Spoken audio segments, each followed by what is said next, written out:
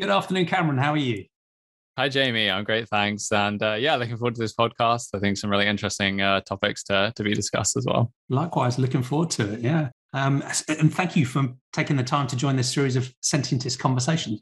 And this is the first time we've met, but we've talked briefly before about the focus of these conversations, and they're based around this Yep. idea of sentientism, that I'm trying to promote this very simple worldview that I summarize as evidence, reason, and compassion for all sentient beings.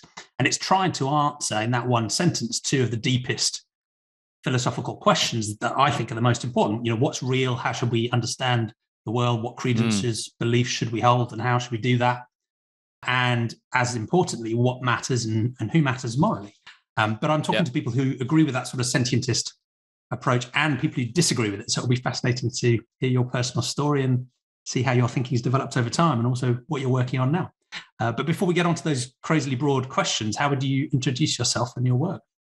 Yeah, definitely. Really interesting topic. So yeah, to introduce myself a little bit, my name's Cameron. I'm the operations lead at Animal Advocacy Africa. We've been going for a year now. And yeah, I guess just to reverse a little bit from that, originally I studied computing at university. And I think at this stage, it kind of, cemented my more like rationalistic thinking and kind of logic mindset that I've kind of always had. And we can go on to that a little bit Yeah, further you're down the sort of line. forced into it if you're studying computing, aren't you? Oh yeah, for sure. I think I was always that way from a young age as well. So yeah, after I finished my degree, I kind of started a business while I was studying in e-commerce, and yeah, I was making some money doing that and doing some donating, some earn to give, and I think at that stage I was kind of like, maybe I can just like remove the middleman here and like do something direct. And from there, I went on to do charity entrepreneurship's incubation program. And that was kind of where I got a lot more into effective altruism and trying to have an impact, like more in person and kind of further into that field of things. And yeah, so after that incubation program, started Animal Advocacy Africa, and yeah, that's kind of where I'm at the moment. Yeah, sounds good. And it sounds like effective altruism is something that's guided a lot of your thinking and your focus and where you Mm, put your effort. And maybe we'll come back to that later on because it'd be interesting to dig a little bit deeper definitely. into what that is, because some of my audience are very familiar with it and Yeah. others aren't. But it'll be good to come back to those ideas. Before we come on to talking about trying to make the world a better place, which in as simple Mm, terms is what mm, effective altruism is focusing on, um, yep. let's go to those two deep philosophical questions. So the first one is Mm, what's real? So for many of my guests, that's a story about how they grew up originally. What was the yeah. context for that? Was it in a religious or a supernatural context, or one that was more naturalistic and maybe scientifically focused? And how has Mm, their mm, philosophy changed over time? So you can wind the clock back as far as you like. It would be great to know your story yeah. and where Yeah. you've got to so far. I think it's a really interesting question. I think people are like definitely very much influenced from their kind of early childhood, and yeah, to go into a little bit of that for me. I think growing up, I always kind of had this kind of logic based or like reasoned mindset, and I think that was very much like an innate thing. It just seemed like very natural to me to kind of like think things through in a more scientific way. As well as that, I always kind of had a very strong sense of what's right and wrong, or kind of like justice, I would say. And I had very strong impulses from an early age to like intervene. If I saw something was wrong, I couldn't really just like sit back and do nothing. I always had to like speak my mind and say like, oh, this doesn't seem right to me, or like try and do something about that. And And that's something I think, how early are mm, we talking here on both the yeah. sort of So I think even in my school days, like secondary school, I remember that, like I went to an all boys school. There was quite a lot of fighting and stuff going on there, and I would always try and step in and stop that kind of thing from going on. So yeah, like definitely pretty early on. And yeah, I think that mindset stuck with me. I've always been someone who, like, if I see something's wrong, I actually want to do something about it. I just don't want to, let it continue. It just kind of irks me in a way that, oh, like this isn't right and something should be changed about it. So I think I've always been, yeah, like a bit of a nonconformist in that way. Like I won't just sit on the sidelines and let things go by, which obviously I think ties into the entrepreneurial mindset as well. yeah. Yeah, so I guess to talk a little bit about religion that I encountered quite early on. Yeah, when I was young, I think quite often religion came up like naturally throughout my school years. We always went to church. It was quite a religious school. That And said, were I your was like, family religious as well? Or? yeah, so they were like agnostic, a little bit religious, but they weren't like pushy or they weren't like too atheistic either. So like they were kind of in the middle a little bit. Yeah. So yeah, like I came across religion quite early on, and I naturally had a very much a skeptical kind of mindset to it. I just thought, oh, this doesn't make sense to me, like rationally, like, I can't Yeah. quite see it. And yeah, like I went to a religious youth group, but I was always a little bit, hesitant and skeptical about that. Yeah, as I went through school, I studied quite kind of like hard sciencey subjects like physics, maths, computing, this sort of thing. And I found myself like going quite deep down the more like rationalistic and logic based mindset as I mentioned. And I think around this stage, like my kind of late teens, I came across, a lot of kind of like media online, like blogs, talks, and stuff like this about like rationality and effective altruism. And I think I always had these kind of like flirtations early on with rationalism and like atheist mindset. And it just seemed to be like a kind of natural fit with of like where my mind was naturally. And I think from there, I've kind of deviated a little bit and kind of, moved a little bit away from that kind of hard logic, but I still think it's very much a fundamental part of me. But I kind of like to take the best of everything.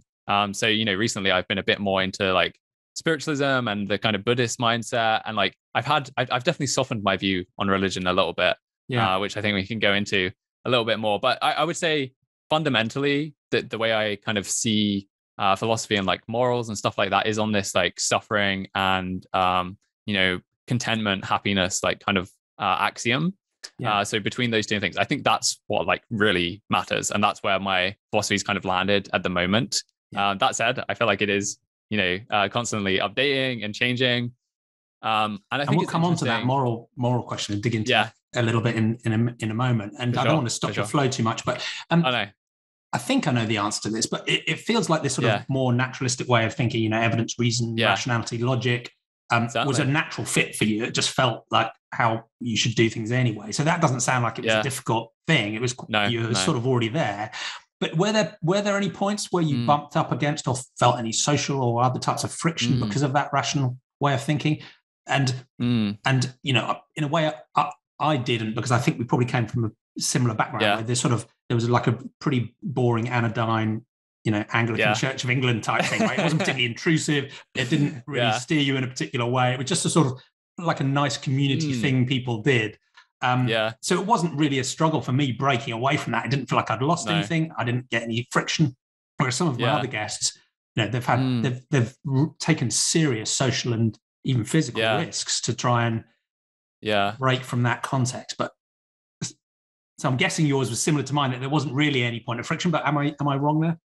No, there wasn't really too much friction. I think a lot of people kind of in social circles and whatever else found it like a bit weird that I was like very hard on this kind of rationalistic mindset. I do think it's, not necessarily as natural of a mindset. I don't think people kind of naturally fall into these categories. And I think even like the more I've like read about it and learned, I've always had like a lot of kind of curiosity about these kinds of things and like deliberately cultivated my own knowledge and like tried to learn more and kind of come to what I think is true or like what seems to be true about the world.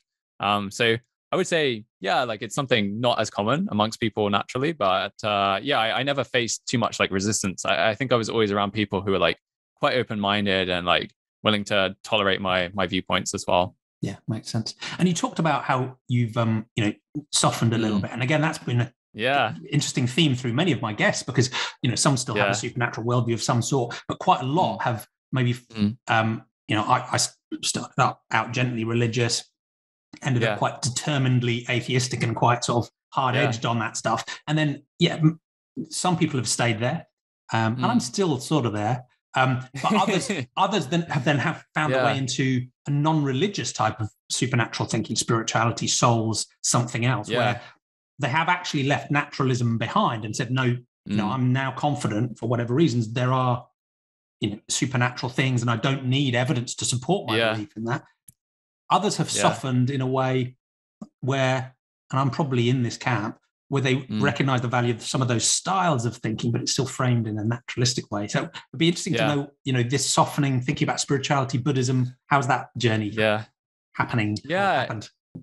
It's been an interesting one. I would definitely say I'm still in the frame of a more naturalistic way of thinking, but I've just kind of, like I say, incorporated some of these elements, which I think are just beneficial generally. And I think, the way I got there is mostly through meditation. I've been meditating for, I suppose, 3 or 4 years at this stage, more seriously for a year.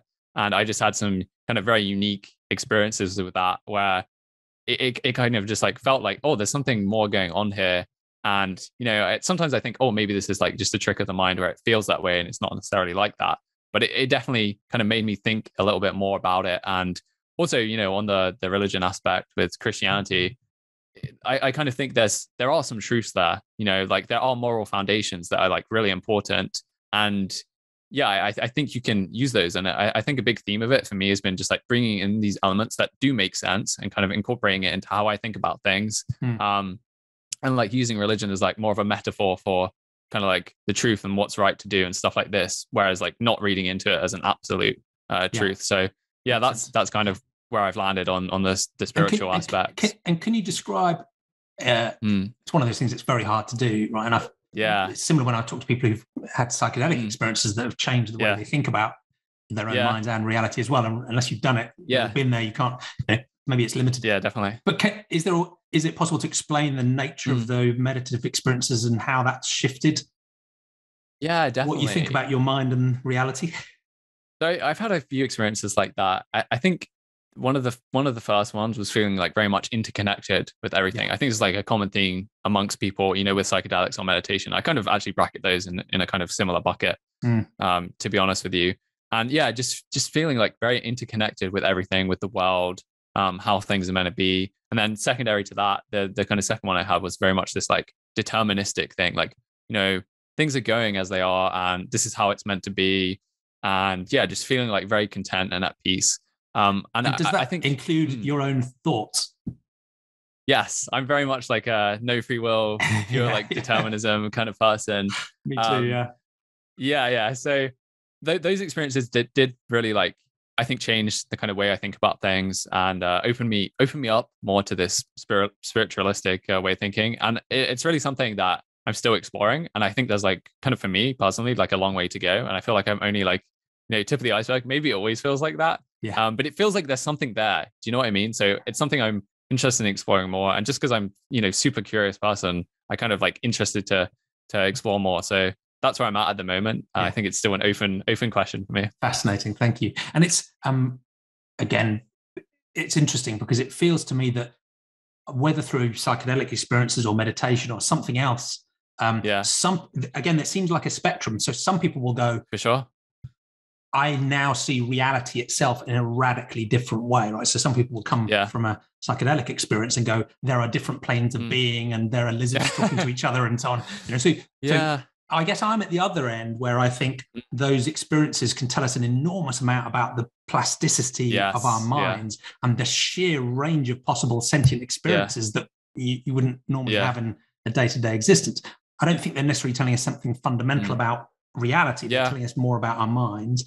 But even there, because again, I stick with this fairly sort of hard-edged naturalistic approach, the theme of interconnectedness and sense of oneness and that sort of deterministic sense, I think, that can take you in a more supernatural way of thinking. You can think about some sort of ineffable way that the world is all connected through some sort of spirit and soul, or you can just think, well, just physics tells us we're all interconnected as well, right? The usual Carl Sagan, we are stardust, can sort of take you to a similar place. So no, that's fascinating to hear your your way into that. So for sure, I definitely feel a bit of a cognitive dissonance there because I think I have that hard edge, more naturalistic way of thinking, but then I'm like feeling a little bit pulled into this, and I find myself a bit in the middle and unsure, and I just kind of throw my hands up and say, well, I'm not too sure, but I kind of see both sides of the argument, and I'm someone who I think tends to have that like level of uncertainty, like, oh, we can't absolutely know for sure, or like we don't know yet. And I think my curiosity just like kind of brings me to want to find out and to explore it more. Yeah, well, I like that attitude, and in a way, that's what I see of as the heart of a naturalistic way of thinking. Right? Is that humility, open-mindedness? Yeah, our credences should be provisional. We're open to new sorts of evidence, and I also don't think part of the reason I talk about naturalism rather than science is because I think science is a super important toolkit that is part of a naturalistic way of thinking. But not all of the evidence I use to form my beliefs are run through a randomized control trial either, right? So I think your experiences of what it feels like to meditate, that is a form of evidence. My observation of this coffee mug I'm pretty confident it's there, and I haven't done any real science on it. So, we can be skeptical of those different sources of evidence. Of course, we should have everything, but I think being open-minded about the different forms of evidence and having that humility, is a really healthy way of framing things. Thank you. Definitely, so you've hinted at your answer to the second question already, but the second question is this one about what matters morally. And again, I'm interested in the sort of story because it sounds like you had a core of sort of instinctive sense of justice and compassion even from quite an early age, and by almost by definition that wasn't grounded in some sort of religious or supernatural framework because you didn't necessarily have one. But it would be interesting to know you're thinking about the grounding of ethics and what does it boil down to. But there's a second part of the question which is about, in that context, what and who matters. And that's often quite a challenging journey as people think about, as a young child, you instinctively maybe care about your immediate family, but then you start thinking about other humans and and where do you go? So again, two crazily broad questions, but it'd be fascinating to know how you started and where you are on the ethics front too. Yeah, so I think the moral cycle expansion stuff is like super interesting. And I think so how I kind of arrived at where I'm at now is, it was through just kind of exploration of philosophy and how things work. And I think I just kind of opened my mind to everything and explored what's out there, and then landed on this suffering and kind of contentment like axiom. And I think with that it's interesting because there's this question of like asymmetry between the suffering and happiness. And there's some people who take it to quite an extreme example, like, David Benatar and stuff like that. But I think I do see an asymmetry there between, the suffering and contentment axiom. But I don't think it's quite as bad as that. Like breaking your fingernail doesn't mean that all of humans shouldn't exist or this sort of thing. I think it's a really interesting question because I think, probably a lot of people can relate to this as well, because sometimes you suffer and you actually grow from that and you become happier from it. So I think it becomes this point of like, okay, so at what level is it just abject suffering and it's like no good whatsoever? So I think it's a really interesting question and something that's like still on my mind. Like there probably is some level where it's not good, but I'm not quite sure where it is. Yeah, because some people, I think, do oversimplify, right? So they think of it as like a single dimension, right? Exactly. With flourishing up here and suffering down here. And then they try and cram all the possible ranges of different experiences onto that dimension, physical pain, physical pleasure, but also existential angst, a sense of loss, a sense of wonder and awe. It's like, you're struggling to fit them onto one line here, to be honest, right? It feels much more like a god-awful, crazy, amazing mess. But your second point there was about this, is there a symmetry or an asymmetry, right? Can you say there's a level 6 suffering and a level 7 pain, and do they offset? And again, I think there's a lot of oversimplistic thinking there.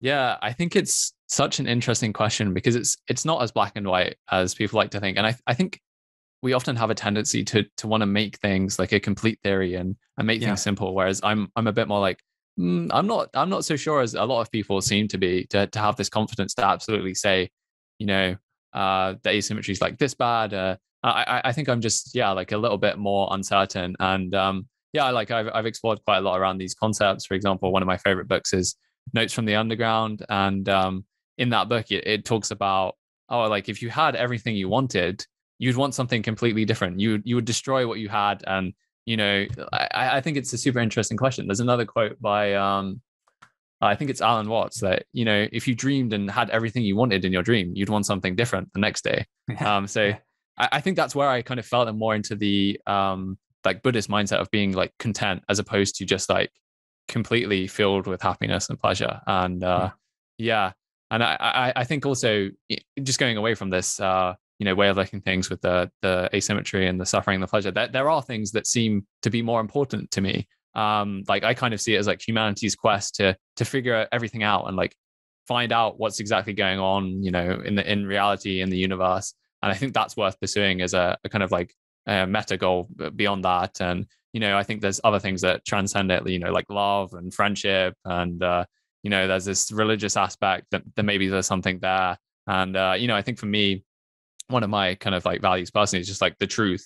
What's the truth of the universe, and like what speaks to me, and I think that can work for other people as well. Like that's more away from this just purely suffering and contentment. That makes like sense. line of thinking. And I think I'm probably pretty sympathetic to that view. I'm certainly sympathetic to it not being a single dimension. I'm certainly sympathetic to not thinking we can, measure it easily or offset. I think that's crazily simplistic. I'm also not very sympathetic to the purely sort of hedonic pain and pleasure axis. I think I tend to think of suffering as being all types of experience that we experience in a negative way, and flourishing as being all types of experience we experience in a positive way. It's not just pain and pleasure. So it can include a sense of meaning and a sense of the richness of knowledge and a sense of truth and, all the good stuff and all the bad stuff. So I quite like broadening that. And I'm open-minded about there being other things too, although, and it's probably in my own inbuilt bias, but whenever I find anything of value, you can put it in the system. It ultimately, always for me anyway, seems to boil back down to some sort of effect on the quality of experience of a sentient being. And that could just be my bias because I'm just desperately drawing everything back to sentience. But I think that's why I quite like that way of thinking about things, because everything does, you can kind of fit everything in. I think there's some things that do seem, for me personally, to like transcend it. But I think it's a very fair way of looking at it to put those things into the kind of flourishing and suffering metric as well. So it sounds like you're open-minded about, maybe meta or different goals or other things that might influence it. But it seems like it's fair to say that, the core of your morality is grounded in broadly defined suffering, flourishing, and sentient beings, and so on. So how did you play that through into the question of moral scope? And some people like calling it moral circle, and other people don't like the implications of it being a circle for various reasons. But whatever it is, right? How did you go through that process? Because often, that's another, maybe analogous to the journey away from religion, which you didn't really have, but that can be another challenging journey of both in concept and in practice, recognizing the implications of focusing on sentience, and particularly that it's not just humans that have sentience. Yeah, it's a really interesting question. I think I was exposed to some of these ideas, like I say, in my late teens, and I was kind of coming across it like quite often. And I think in my mind, I was already starting to think about these things of like, why is it that in this country it seems that we're valuing ourselves more than people in another country? That didn't quite make sense to me then, and I think the question started like popping up in my head. And then down the line, I think when I was around 21 or 22, that's when I kind of came across this idea of veganism and like animal suffering and this sort of thing. And from there, I started watching these kind of ethical debate videos on YouTube. And I started questioning myself. I was like, hang on a second, like I can't answer this question that he's answering in a fair way. And I think because I had this logical and rationalistic mindset, like I was very much into that style of like debating things. And it kind of, shook me a little bit, because I was like, but this, like, this isn't making sense in my head. How can I act in a certain way if like I can't even defend the arguments myself? So I think that's kind of how my journey into the more like animal advocacy, animal welfare world started. And were there any particular favorite YouTubers you'd recommend to my tiny YouTube audience? Definitely. So the main guy who kind of convinced me was Joey Carbstrong. So he's an Australian. He's an Australian YouTuber. He has quite an aggressive style. I think that kind of worked well for me, but I think for others, maybe a softer approach is a bit better. But I enjoyed that he asked like very much like challenging questions to people out there, and like I kind of saw them like really trying to defend it, but the arguments didn't quite make sense. And it just sparked my own sort of like questioning nature and curiosity to like learn more about it. And I just began reading more and learning more about this kind of way of thinking. And how long did it take for you to start to apply that in practice and actually make changes in your life? And was that did you find that a difficult process, or was it again, your intellect said, here's the right answer, I'm done, light goes on?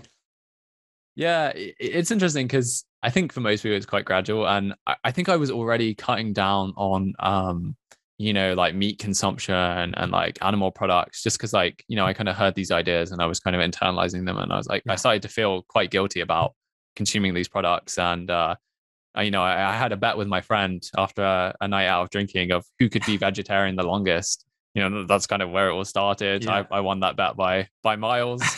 And then, from there, I went vegan, 4 weeks later. And ever since then, I've been vegan. So it was like somewhat gradual, but at the end, it kind of like sped up. And I was like, okay, like even just being vegetarian, like I can't, I can't live with myself consuming animal products. So it was kind of slow at the start, but it sped up. And then I was like completely vegan for, ever since. And what was that like socially?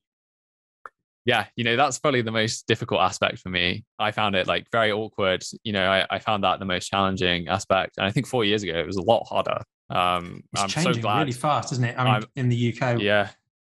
I'm so glad it's gone, way easier. Everywhere you go with restaurants. Vegans are just now the social avant-garde, and we're super cool, and everyone aspires to be like us now. So it's really easy. Yeah, definitely. Everywhere you go, shops, restaurants, you can get anything you want. So but I definitely found it challenging, both within my own family and in social groups to kind of like out myself as vegan and face a lot of like challenging questions. And I think back then I was it's often this way when you first kind of get into something, you're a lot more like, why isn't everyone like this and passionate about it? I think that often happens when people go from religious to atheistic as well. Yeah. So I was a lot more kind of like willing to argue the case and like really try and chase people to go vegan. I think now I've kind of channeled my vegan angst into this charity, and I feel quite satisfied with that. So yeah, the social aspect I found, really tough. And I think for a lot of people, I think it is challenging, especially in other countries where it's not as common. It's a challenge for people. Yeah, thank you. And it's and I think it is that change that's the most difficult thing. If people meet you as a vegan or an atheist or whatever, they sort of accept it. But when they've known you as you were before and how you thought and how you behaved before, and now you're saying, I have now changed, there's something in the zeitgeist that people think about, tribalism and dogma.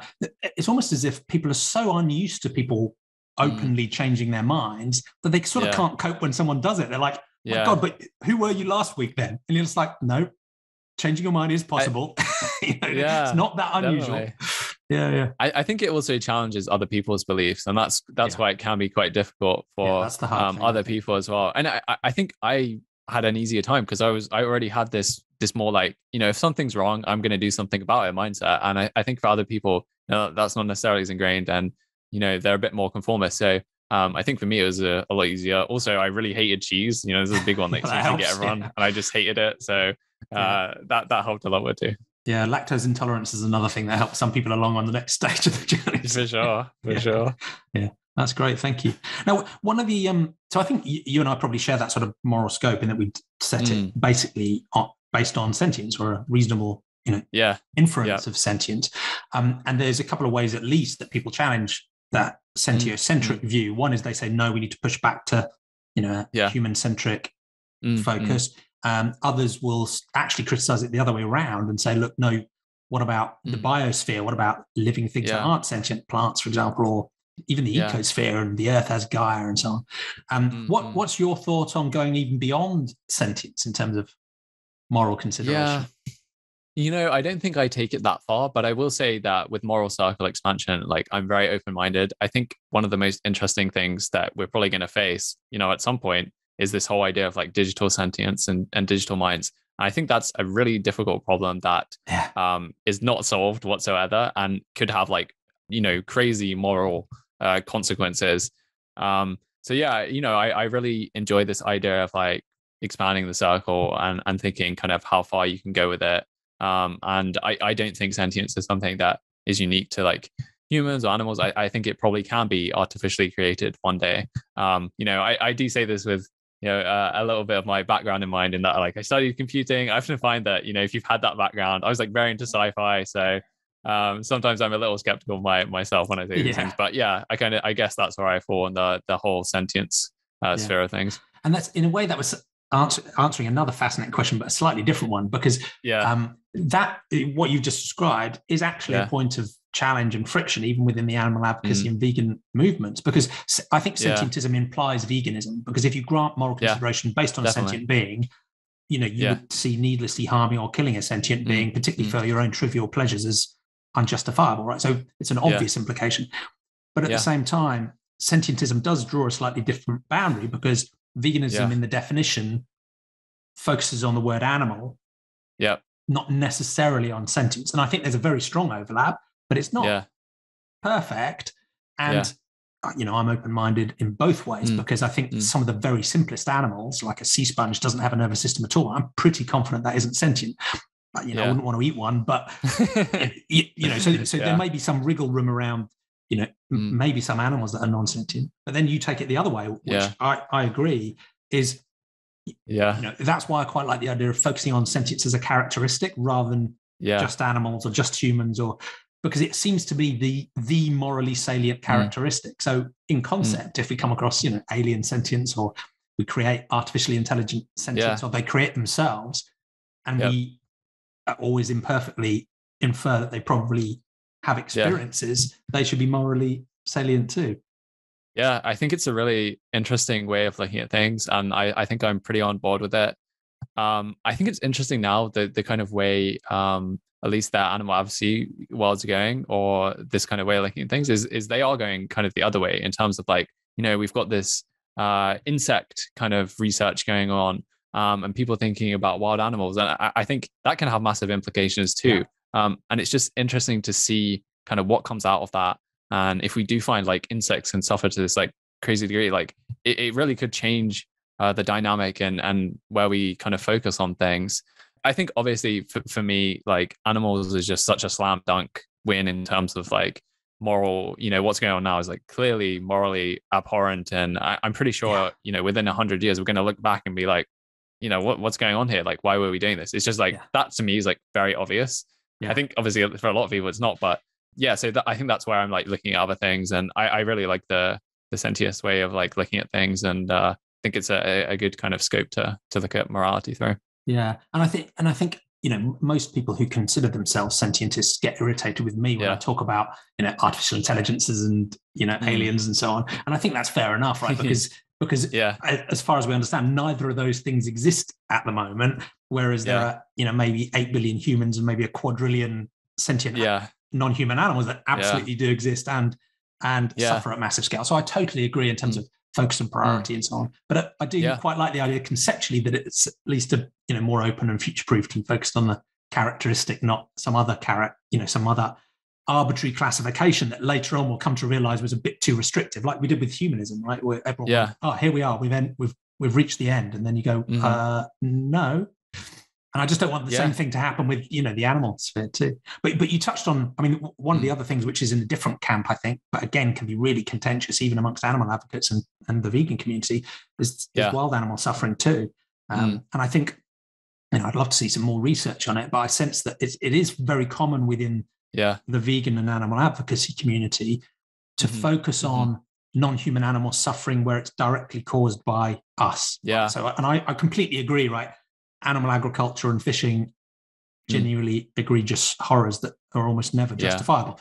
So we'd absolutely agree. But then when we start talking about the wild, it gets more contentious. Humans cause suffering in the wild as well, right? And I think people would come with us on that piece and say, look, we should stop, causing suffering to wild animals too. But when we go beyond human-caused suffering in the wild and just, wild that's in the nature, some people do have this sort of sense of reverence, even worship for nature, an assumption that what's in nature, if humans haven't interfered, it must be good, which again, I just don't think is supported by the evidence. I think we're probably underestimating the joy that wild animals have, but we're definitely underestimating the suffering they have too. It's another tricky topic. I think people have a very idealistic view of nature that's not quite aligned with reality. And I think there's probably like a lot more suffering going on there than people think. I think obviously with the farmed animals, it does seem like more tractable where we can make ground now, like easy wins type of thing. But I'm very interested that, this research is going on and to see where we like, because I think, there could be, big moral atrocities happening that we could do something about. And I think it's not just about preventing what we're doing, but just, things going wrong that cause tons of suffering, and what can we do about it? Yeah, I agree. And one of the things that's been interesting in both the chunks of conversation we've had, is quite a few times it does seem that there are links between this sort of naturalistic way of thinking and the ethics. So because some people, again, it's a recurring theme in these conversations, some people really want to try and put them in completely separate buckets. The classic is-ought distinction, right? So they're completely separate. But in our conversation, we touched on so many areas where they link up, right? So the evidence of wild animal suffering should impact our consideration for them. The evidence about the nature of sentience and which entities are likely to be sentient should drive that. And you can see the flip side as well, where if people believe things that aren't based on evidence, it can warp their compassion. Some people genuinely seem to believe that not only humans can suffer, or other people in a religious context might think that non-human animals can't suffer because they don't have souls. And it's so the links between the epistemology and the ethics seem really rich and powerful to me. And I don't want to over tighten them, because I don't necessarily think that a naturalistic understanding definitely forces to a sentiocentric compassion, right? In a way, ethics can just be a choice. You could just choose not to care if you want. But the links seem very rich and powerful. And I like that, because if our morality isn't grounded in reality, where the hell else is it coming from? Exactly. Yeah. I think, the thing is, you have to base your morality off something. So you kind of have to go through the evidence and reason group. And, as we talked about, some of these more speculative, aspects like wild animal suffering or insects, the evidence base right now is not as strong, but, the scope is massive. You're talking trillions of insects. And, I think it's interesting to, make these more speculative bets that kind of could come off. And I think the only way to look at it is through this expected value way of thinking about things. And hopefully that evidence base, comes through and we see what the reality is. I think a lot of, what I try and do by looking into these things is align, my beliefs with what's actually happening and what is reality. And that's like one of my core values. I'm working on that every day. I think they probably have a lot of misconceptions and things going on, but I think that's why conversations like this are really interesting, to try and hash these things out and think about it on a deeper level as well. Yeah, thank you. And I really appreciate the humility you bring, both to the sort of what's real stuff, but also to the moral stuff. I think that having that sense of skepticism, even about our own position, and always being ready to update it, is absolutely fundamental. And that's something that I think people with a naturalistic way of thinking need to remember just as much as the people who maybe trapped in some sort of supernatural dogma, right? No one's immune. No one's immune. Yeah, exactly. And I'm quite interested in the kind of psychological aspect as well. Like, how do people land on their beliefs? What's influencing the way you think about things? Because I think that's one way to see where you are biased and to see where you might be thinking about things in a different way. And of course, that's like very hard to master, but it's an interesting way of looking at things as well. Yeah, and that's a nice link onto the final difficult question, which is how to make the world a better place. Because it does seem to me that you and I share a naturalistic way of thinking, roughly. You and I share a sentiocentric compassion, again, roughly. I think both of us feel that those stances are always open to question, but are pretty well founded, right? I struggle to think what better way there is of understanding reality than engaging with it honestly.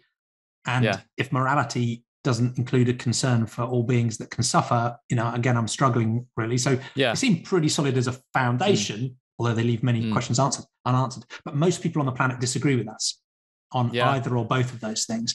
And even though many people might say, well, evidence, reason, and compassion for all sentient beings, of course, I'm on board in concept. Many people do have social norms or biases or constraints that stop them even trying to put those things into practice. So people will compartmentalize. They'll say, of course, I use evidence and reason, but then you'll find out they're an anti-vaxxer or a flat earther or a QAnon or even believe in a mainstream religion, which I'd argue is just as poorly founded. And on the compassion side, nearly everyone will say, of course, I have compassion for non-human animals because they're sentient. And we know that doesn't play through into practice. So in that weird situation where maybe you and I probably agree we've got at least two good basic platform answers, and nearly everyone else agrees. How do you think about how we can make the world a better place? Yeah, I think it's a great question. I think this is why I'm very interested in effective altruism and kind of spreading this movement as like wide as we possibly can. And it would be good to explain your perspective of what effective altruism is, because And, I've spoken to many other people who consider themselves effective altruists. And I've also spoken to a number of other guests who look at effective altruism from the outside and are quite skeptical and challenge it in various ways. But it'd be interesting to, from my audience who may not be familiar with the term, what's your perspective on what it is and what's it trying to do and how's it changing? Yeah, so I think for me, it's just very simple. It's doing the most good you can in an evidence-based and effective way. And, I think one of the questions I like to ask myself is like, why is everyone not donating to effective charities? And obviously, the definition of effective charity can kind of vary person to person.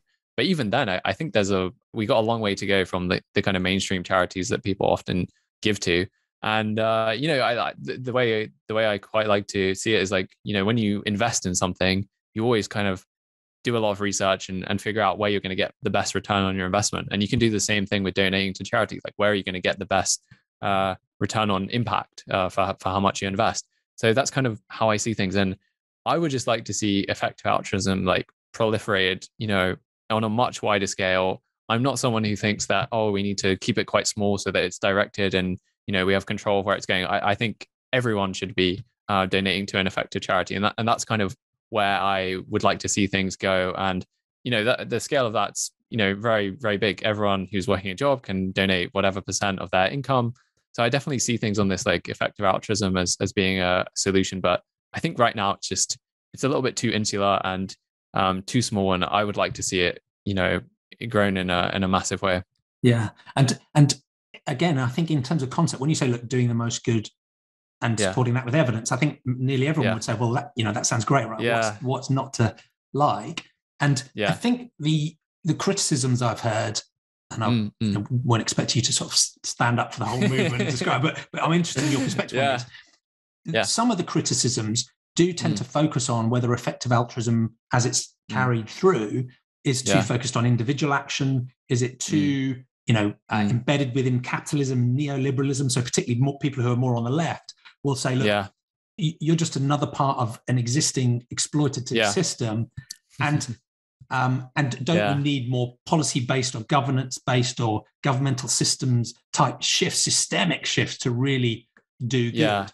And I think part of that criticism comes out of what you just described, which is, where effective altruism originally started. It was about effective individual charitable donations, which is again is about me as an individual with my wallet donating to an NGO or a charity to help. Yeah. But government isn't involved in that. Democracy isn't involved in that. Other systems aren't involved. It's almost about, I'm an individual. I can donate to a charity, which is basically a sort of incorporated NGO type thing to go do good stuff in the world. Yeah. So what's your sorry, I almost feel like I'm That's good. I've got an answer ready for you. Yeah, go for it. Sorry.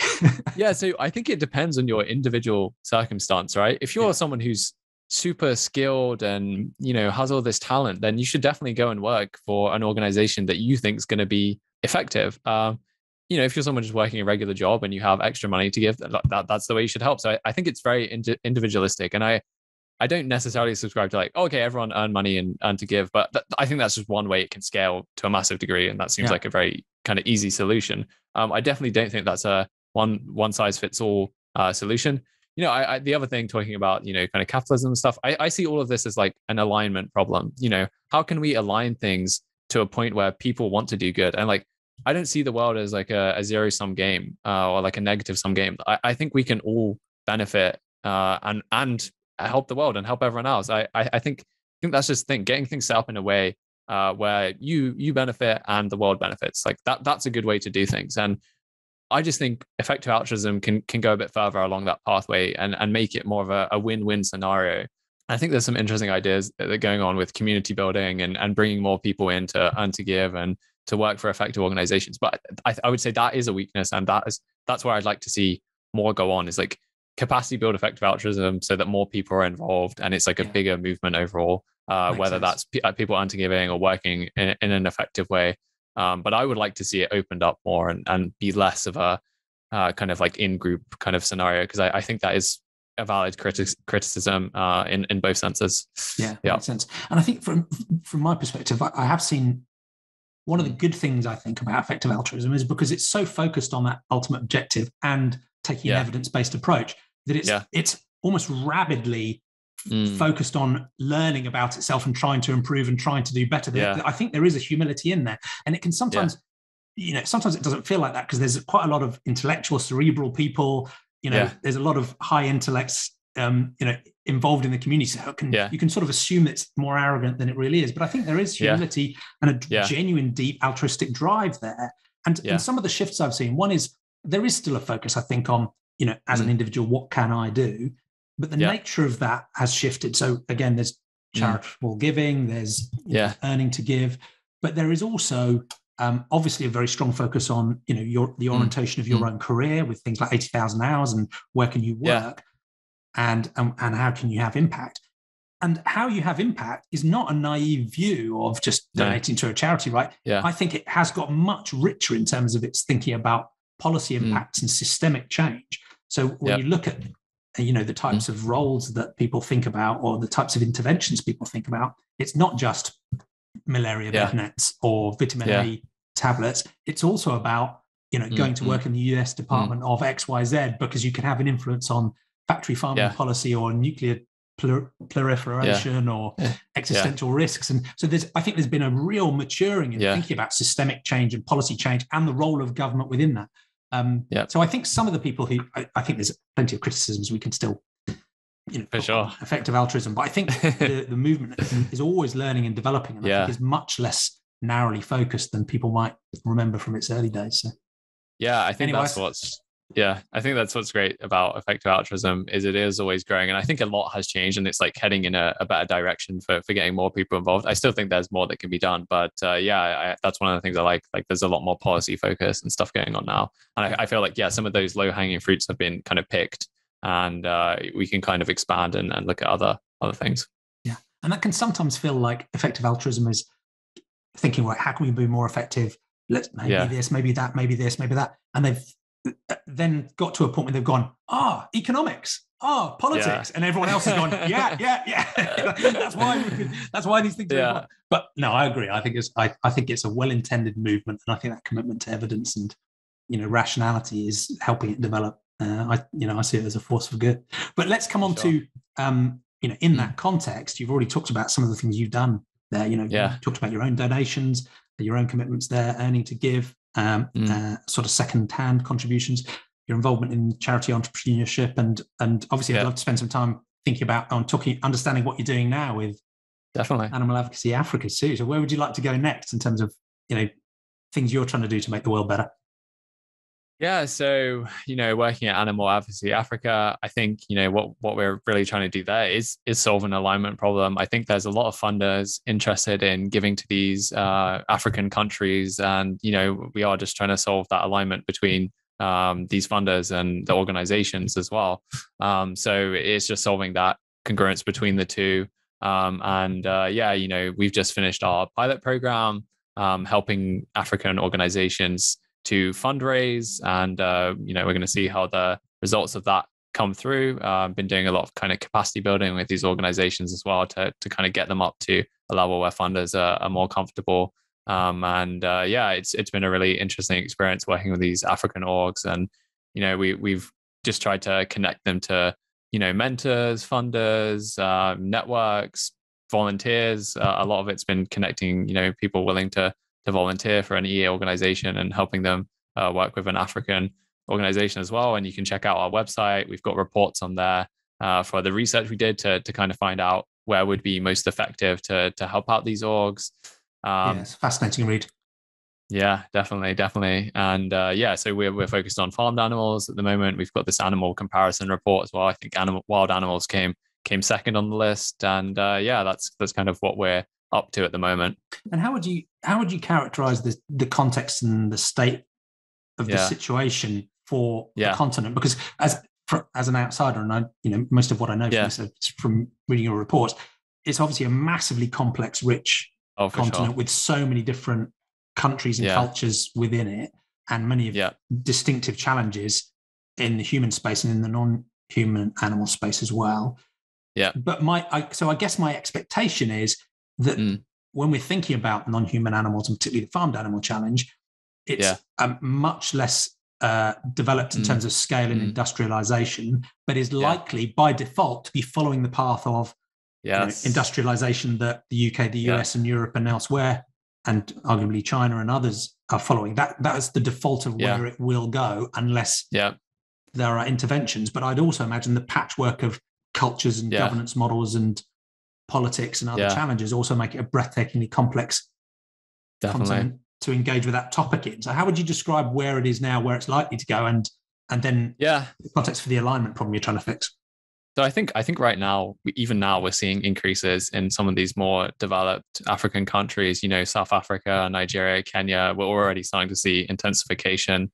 What we're trying to do is empower these factory farms and So what we're trying to do is empower these organizations to a point where when it ramps up, there is pushback, and we've got things in place there to kind of go against it. But of course, as you say, that there's so many different cultural implications, governments.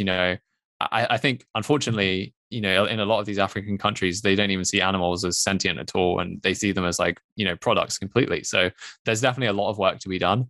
I think the problem we're trying to tackle is, these organizations unfortunately don't have the capacity. A lot of them are working part-time there or completely volunteering, and funders are saying, oh, they're not quite effective enough for us to want to fund them. But it's a bit of a catch-22, because if they don't get funding, they can never get to that stage where they can be effective. So I think that's the problem we're trying to solve. And if nothing happens, well, it's going to get to the same point it has done in developed countries. And it's quite nice that we have this roadmap of where things are going, right? We can look on and learn some of the lessons and hopefully leapfrog a few of the problems we're having, in Africa now. So that's kind of the state of affairs and how we as Animal Advocacy Africa are looking at things. Yeah. So there's early stage advocacy organizations all across all of the African countries already, and you're really just trying to help them power up and drive forward what they're doing. Definitely. And it's probably an impossible question to answer because of the diversity and the variety across all the different countries.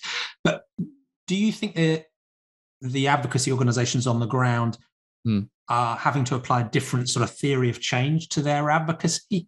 How is that different? What levers are they having to pull? What challenges are they having to break through that might be difficult for someone like me to understand who operates in a different context? Yeah, it certainly varies a lot. So I think right now a lot of the advocacy organizations are really focused on desensitization and getting people out there to understand animals are sentient, which is it's quite a basic thing for us, but for it's a completely different context, and people over there are definitely not sold on it. So a lot of the work is focused on that.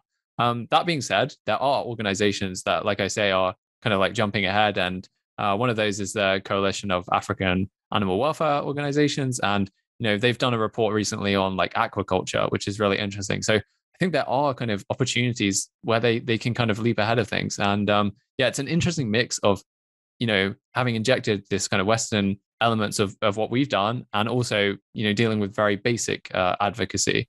So I think it's really interesting, and there's so much opportunity because it's just so neglected, and there's a lot that can be done. It's scalable. There's so many organizations out there, and so many animals that need help. So I think there's just a lot to be done there, and there's a really good opportunity for people to get involved and prevent a lot of animal suffering.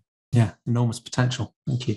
I guess one of the other challenges that is faced everywhere when we're thinking about animal advocacy and factory farming and farming in general is the need for some form of just transition that helps communities and industries and employees and whose lives are tied up into animal agriculture transition. That to me, again, as someone looking in from the outside, feels like it's going to be another level of challenge across the African continent. Not necessarily so much because there are industries that are tied up that have many thousands of workers, but because animal agriculture, in a sense, is deeply ingrained in many of the cultures and the local practices as well. How do the local advocacy organizations have to think differently about transitions in that context? Yeah, I think that's honestly one of the kind of toughest questions that they have to face. I think it's really difficult. We've actually been talking to quite a lot of economists of kind of how to solve this problem as well, and I think it's something we're really thinking about and kind of working on. I'm not sure like we really have the answer yet, but I think it's like a really tough question that needs more exploring. On our website as well, we have a research agenda up with kind of 10 questions, open questions about animal advocacy in Africa that we kind of just like want other people to work on if they're interested. So you can, check out our website and have a look at these other questions that like we've not really answered yet. So yeah, I think it's a really important issue that needs more focus as well. Yeah, makes sense. And I guess that probably makes it a sort of clearer target to look at trying to prevent or slow down the acceleration of industrialized animal agriculture rather than necessarily, with the same confidence working to try and change what's there too. Yeah. And I guess one of the other things that's common globally, but will have a different flavor within the African continent, is the degree to which you can use other levers or rationales to try and get to the same end. And I think you and I would share the sort of ethical drive for the animals as central. Definitely. But you can obviously play in human health concerns, you can play in climate change concerns, zoonotic disease transmission, so on. Are those are the complementary rationales helpful as an animal advocacy organization locally? Definitely. That's a big part of what we think about. I mean, some of the orgs we've been working with are very much focused on environmentalism. There's one called HIPPO, Help Initiatives for People Organization, and they're very much focused on that more holistic approach, which I think is great. I think a combination of both makes total sense. And, wherever we can tie that in, I think it's great. And I'm fully on board with the environmentalist, economic. Like I really like this idea of aligning everything to make it work for animals. And this is kind of a fundamental philosophy I have, is like, how can you align things so that we all win and everything gets better? That's kind of the way I'm looking at it too. Yeah, thank you. And that's one of the things I find in many of these conversations. And as we talk about lots of the problems in the world, there are some that genuinely are really difficult, and you need some sort of amazing technical innovation or something radical to shift. And then there are some really obvious, massive win-wins. Right? Wins for the environment, wins for humans, wins for non-humans, and I mean, animals is the perfect thing for that, right? There's environment, there's ethics, there's health. I feel like it's just such a natural fit for everything like that it's really something obvious to me. And it's something I'm obviously very passionate about. Yeah, great, thank you.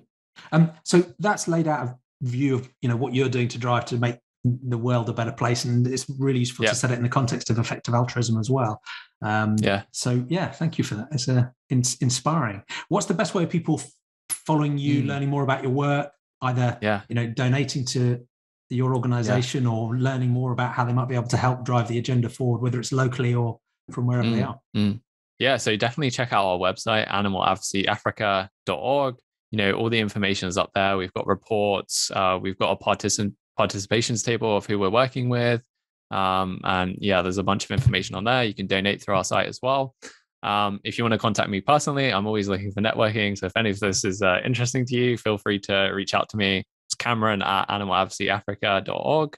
If you have any volunteers who might be interested in working with some of these African organizations, we're looking for all sorts of things, ops, comms, research, people to like develop websites, anything like that.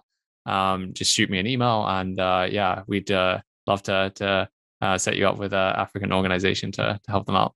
That's brilliant. Well, hopefully a few of my listeners will get in touch to find out more, and maybe come and help you out too. Yeah, that would be great. Well, it's been a real pleasure to talk to you, Cameron. Thank you again for taking the time to talk me through your philosophical journey and your critically important work now. It's been great to talk to you. Yeah, thanks very much, Jamie. Really interesting discussion. I really like what you're doing. I think it's a great philosophy, and looking forward to hearing some of your other podcasts as well. Thank you. And if any of the people from the local advocacy groups you're working with, think would be a good fit for a conversation on. Oh yeah, that's a good idea. Sentientism podcast. I'd love to talk to them too. So cool. Great. Thanks Jamie. Jamie. Very much. Take care.